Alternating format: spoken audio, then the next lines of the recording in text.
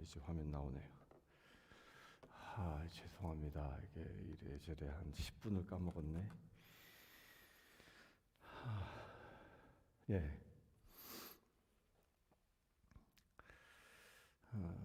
이제 솔로몬 행각에서 이제 그 안진뱅이를 치유하고 이후에 베드로가 솔로몬 행각에서 이 설교를 합니다. 솔로몬 행각이 어떤 곳이냐면 예루살렘 성전은 예루살렘 성전이 그 미문을 통해서 들어가는 그 본 성전이 있고요. 그리고 그 본 성전 이 바깥에 또 하나의 이렇게 울타리가 세워져 있었는데, 성전을 바라보고 그 왼쪽 편이 넓은 광장이 있고 그 벽 쪽을 향하여 비가 내리면 비를 피할 수 있는 그런 행각이 쭉 조성되어져 있습니다. 그 광장에 사람들이 와글와글 모여 있는 겁니다. 몇 명이나 모였다 보니 약 남자만 5천 명이나 되는 엄청난 사람들이 거기에 모여 있었던 겁니다. 근데 그들을 향하여 복음을 전합니다. 근데 여러분들 이제 사도행전을 쭉 보면서 이 사도행전을 이 말씀의 이 순서를 우리가 주의 깊게 볼 필요가 있습니다. 이제 오늘 3장부터 4장까지 이어지는 이 이야기를만 봐도요, 먼저 기적이 일어나고, 그리고 그 기적을 기반으로 복음을 증거합니다. 그 복음을 증거하고 나서 박해를 받고 그들을 박해 가운데 기도합니다. 이게 순서예요. 이것이 순서. 신앙생활을 하는데 기적을 체험하고 하나님의 놀라운 기도 응답이 끝이 아니라 그게 신앙의 출발인 겁니다. 출발이에요. 많은 사람들이 교회에 와서 내가 기도 응답 받아서 할렐루야 하고 신앙생활이 끝난 것처럼 더 이상 더 구하지도 않고 그냥 이만하면 좋습니다 라고 그냥 머무는 것으로 끝이 아니라는 겁니다. 내가 하나님을 경험하고 나면 그때부터 이제 그 경험을 통하여 또 다른 하나님의 놀라운 은혜를 세상에 증거해야 한다는 겁니다. 이게 사도행전이 이야기하고 있는 내용입니다. 그래서 이 베드로가 솔로몬 행각에서 복음을 전합니다. 복음을 전하는 것도 아주 뼈를 찌르는 듯한 그런 회개의 복음을 전하지요. 그 회개의 복음을 전했을 때에 4장에 보면 이제 사두개인들이 반응을 합니다. 4장 2절에 보면 예수 안에서 죽은 자의 부활이 있다고 백성을 가르치고 전함을 싫어한다라고 합니다. 그러니까 베드로가 복음을 전한 게 뭡니까? 안진뱅이를 일으키신 분이 왜 나를 쳐다보면 내가 아니야, 너희들이 죽인 예수, 그분이 다시 부활하셨고 그분의 이름으로 이 안진뱅이를 치유한 것이야 라고 부활을 하신 예수를 증언하니까 사두개인들이 그것이 못마땅했던 것입니다. 그때 당시 사두개인들은 부활을 부정했던 집단들이었기 때문입니다. 그러면서 이 사두개인들이 이 반응을 이 루가는 이 사도행전을 통하여 싫어했다라고 표현합니다. 그러니까 예수님의 부활 사건이 올바르지 않다, 틀렸다라고 옳고 그름으로 판단하지 않고 있다는 거예요. 이 사두개인들도 예수님의 부활 사건을 수많은 사람들로부터 들었습니다. 심지어 자기들이 고용했던 무덤을 지키는 경비병을 통해서 또 들었습니다. 그렇기 때문에 예수님의 부활 사건을 그들은 부인할 수 없었습니다. 그런데 그것이 사실일지라도 그 사실을 그대로 받아들일 수 없었던 거예요. 뭐 때문에? 그 사두개인들은 옳고 그름에 의하여 생각하고 판단하고 행동하는 게 아니었기 때문입니다. 감정에 의하여 생각하고 감정이 그들을 다스렸기 때문입니다.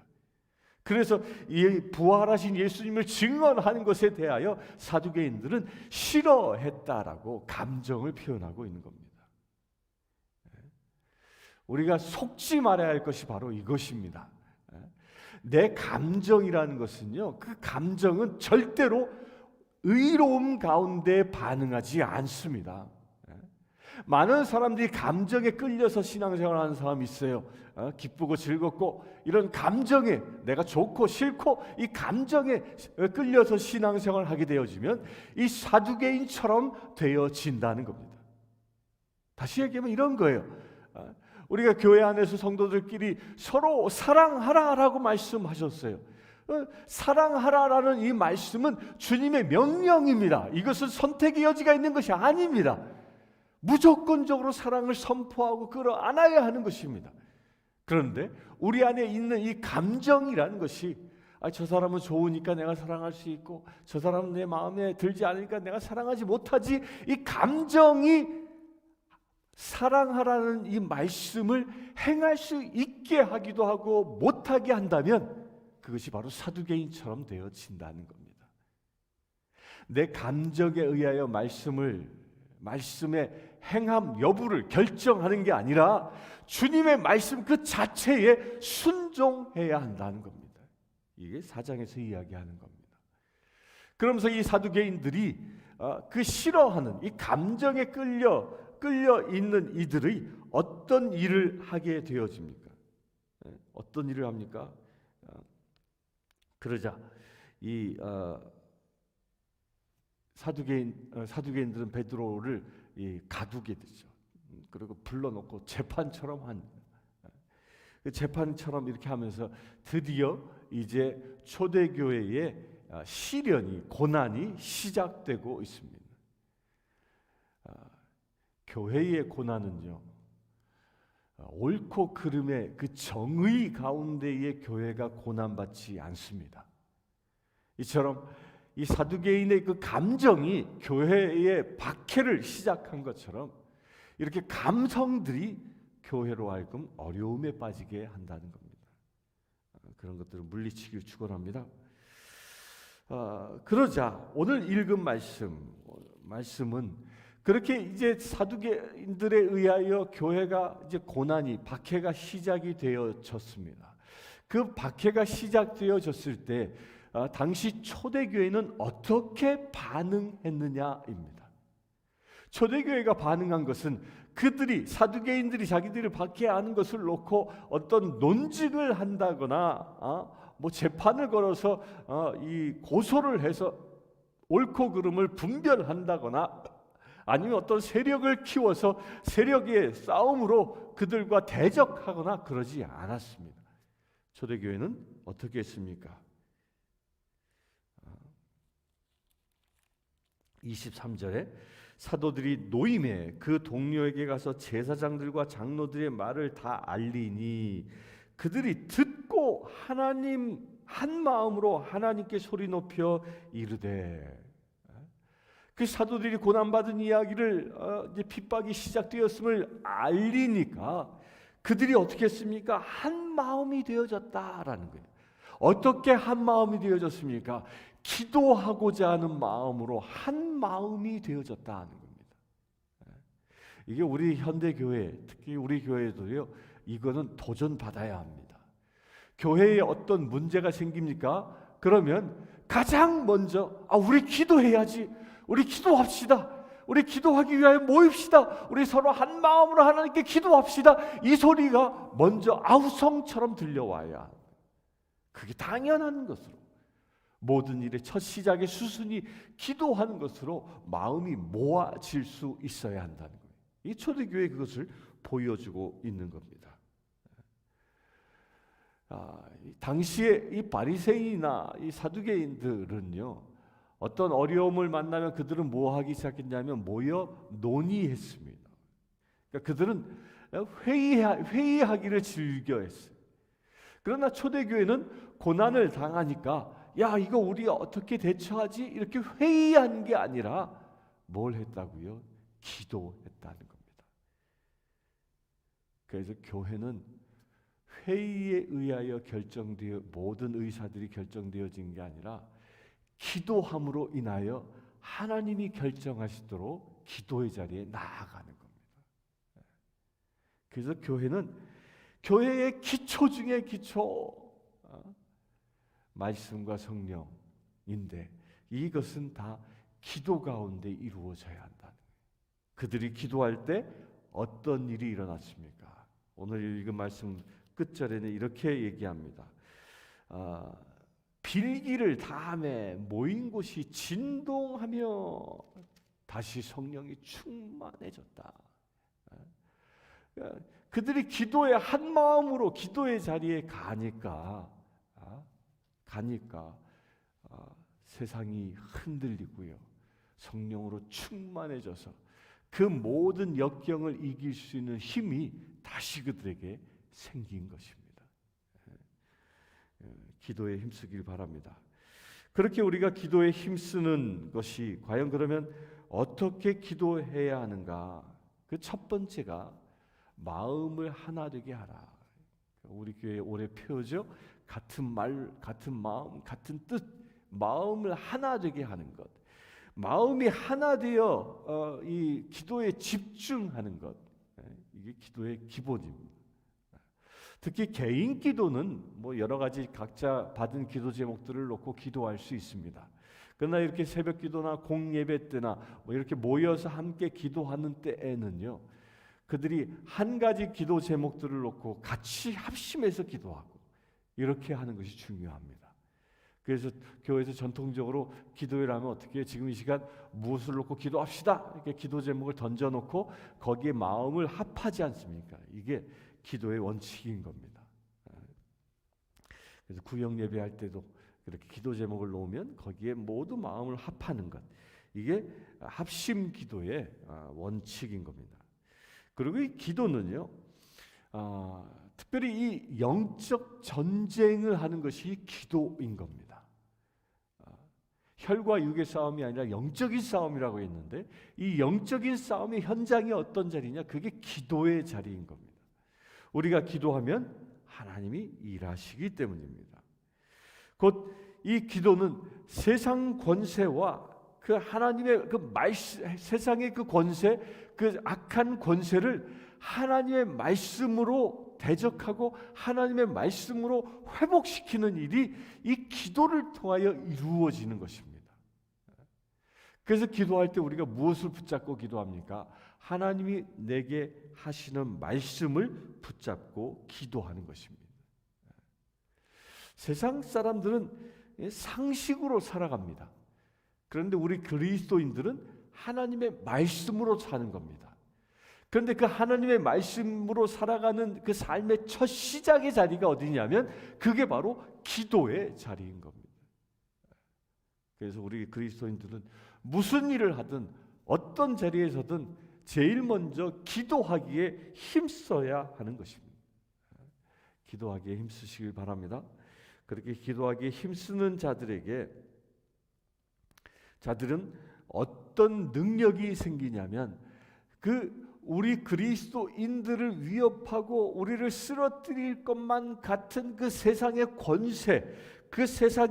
권세 가운데에서도 복음을 담대히 증거할 수 있는 힘과 용기가 생기는 겁니다. 초대교회가 이런 것이죠. 이들이 핍박이 시작되었음에도 불구하고 그들이 하나님 앞에 기도함으로 인하여 다시 성령으로 충만해져 담대히 복음을 전할 수 있었던 것처럼 우리도 그와 같은 능력이 생기는 겁니다. 우리가 성령을 받는 이유가 뭐겠습니까? 성령을 받는 이유는요, 내가 병을 고치고 내게 어떤 문제가 해결되어지고 이것이 성령 받는 목적이 아닌 거예요. 제가 서두에 말씀드린 것처럼 사도행전이 말하고 있는 바가 뭐라고요? 성령의 놀라운 기적 역사들이 일어나는 것은 복음을 증거하는 서론인 거예요. 서론. 그 서론을 통하여 살아계신 하나님이 증거되어지고 그것을 통해서 예수 그리스도가 일하셨음을, 예수 그리스도는 사망 권세를 꺾고 부활하신 첫사람으로 우리를 구원하셨다라는 이 복음을 증거하는 겁니다. 이 복음을 증거하기 위하여 우리에게 성령이 임하여 계시는 겁니다. 오늘 이 새벽에 이런 성령 충만함을 받길 바랍니다. 이 성령 충만함을 받는 이 놀라운 은혜는 그 은혜의 그 기도, 그 첫 시작을 이렇게 얘기합니다. 이르되 대주제여 천지와 바다와 그 가운데 만물을 지으신 이시여. 우리가 기도할 때 하나님 아버지라고 부르지 않습니까? 그분의 실체가 어떤 분인지를 여기선 자세히 설명하고 있습니다. 우리가 처음에 그냥 하나님 아버지라고 기도를 시작하는 그 의미는 하나님 당신은 온 천지의 주제, 곧 천지를 지으신 창조주이십니다. 그 가운데 만물을 지으신 이시고 천지 대주제, 지금도 세상을 다스리시는 분이 당신이십니다. 비록 공중권세 받은 자가 세상을 자기 것인 양 현혹하고 있을지라도 그 모든 악한 권세의 권세까지도 다스리시는 분은 만유의 주제이신 당신 아버지 하나님이십니다. 이 고백이 우리가 기도 가운데 하나님 아버지라고 시작하는 그 의미를 담고 있는 겁니다. 여러분들 하나님하고 기도할 때 이 의미를 늘 염두에 두고 하나님의 이름을 부르시길 바랍니다. 그 하나님은 뭐라고요? 지금도 세상을 다스리고 계시고 천지 만물을 창조하신 분이십니다. 그 권세에 힘입어 내가 기도합니다 라는 이 고백이 우리의 기도의 첫 시작이라는 것입니다. 이것을 믿고 기도하시길 바랍니다.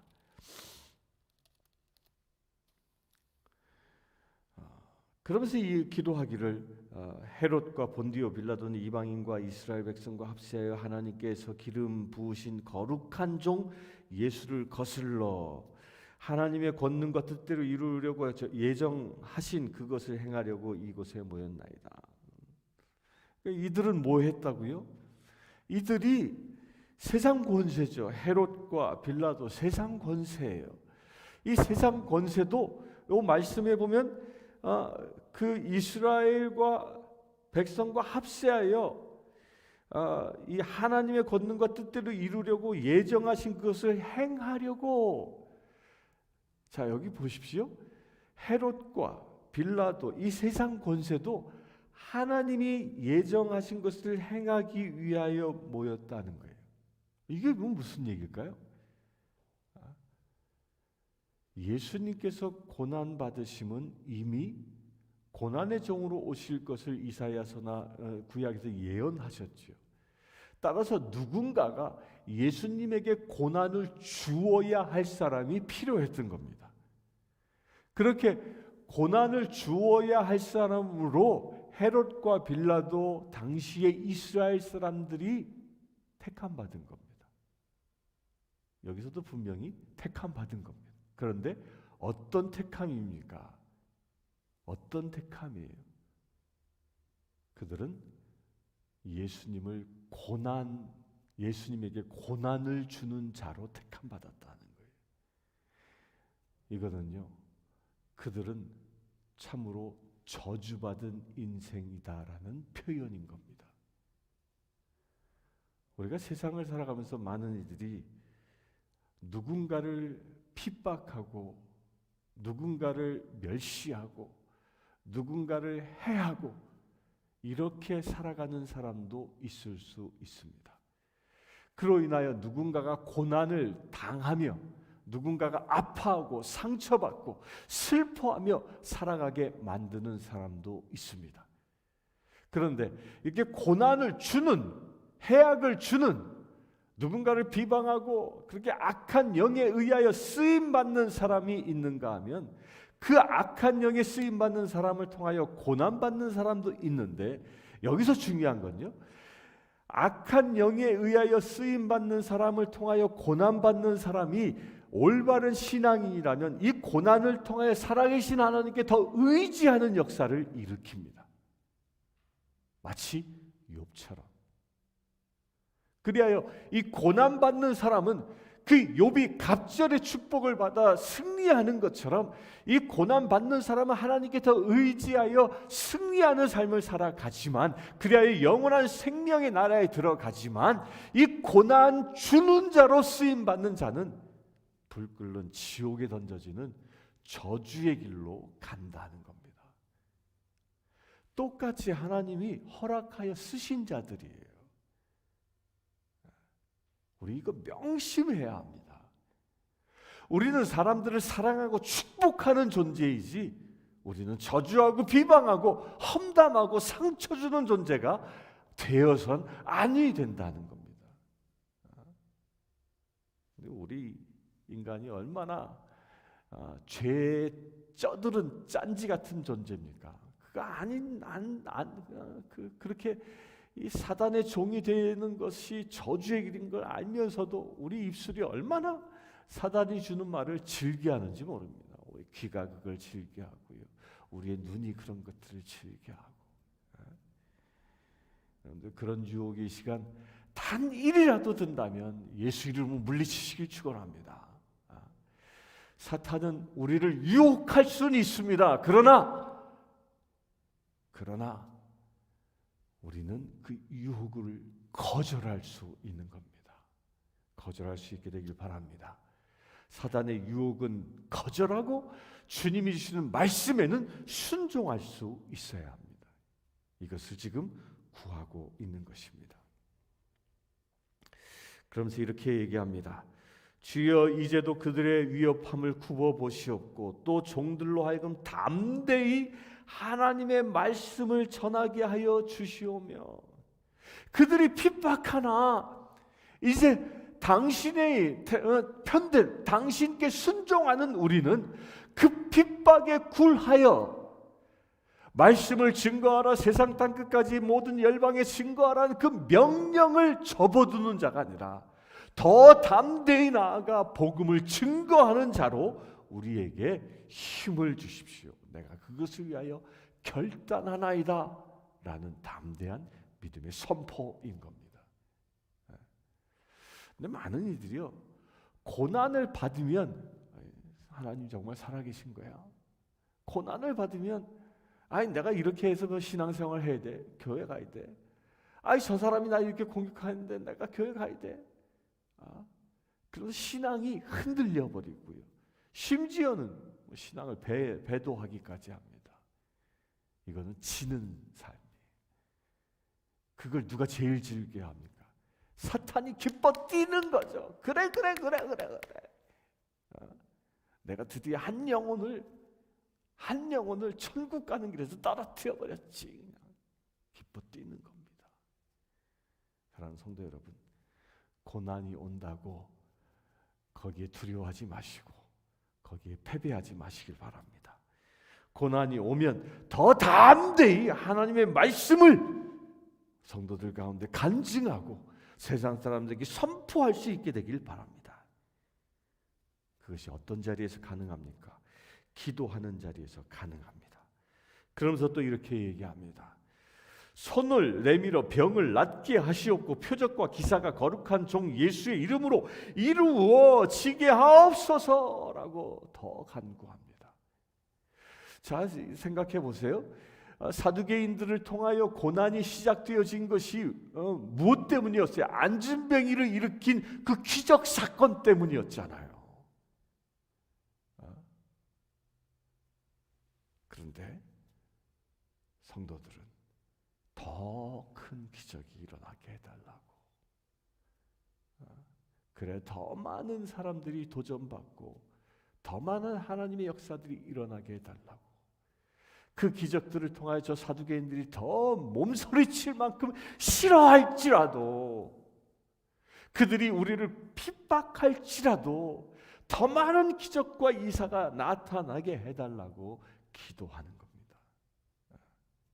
우리 이것을 구해야 합니다. 진정 현대 교회가요, 저는 말씀을 묵상하면서 늘 이런 생각을 합니다. 현대 교회는 이렇게 하나님의 성령의 역사가 나타나는 그 놀라운 능력, 그 야성들이 회복되어져야 한다는 거예요.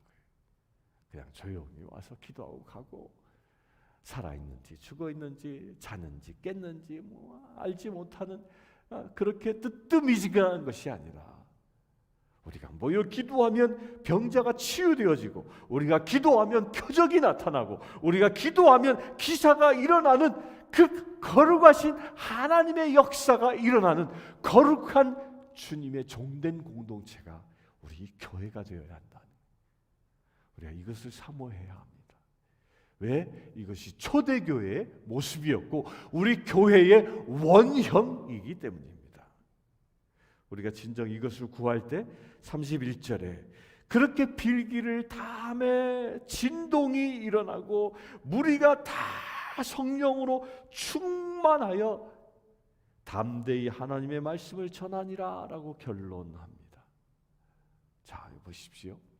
이때 무리가 다 성령으로 충만했다 했는데요, 이때 무리의 숫자가 얼마였겠습니까?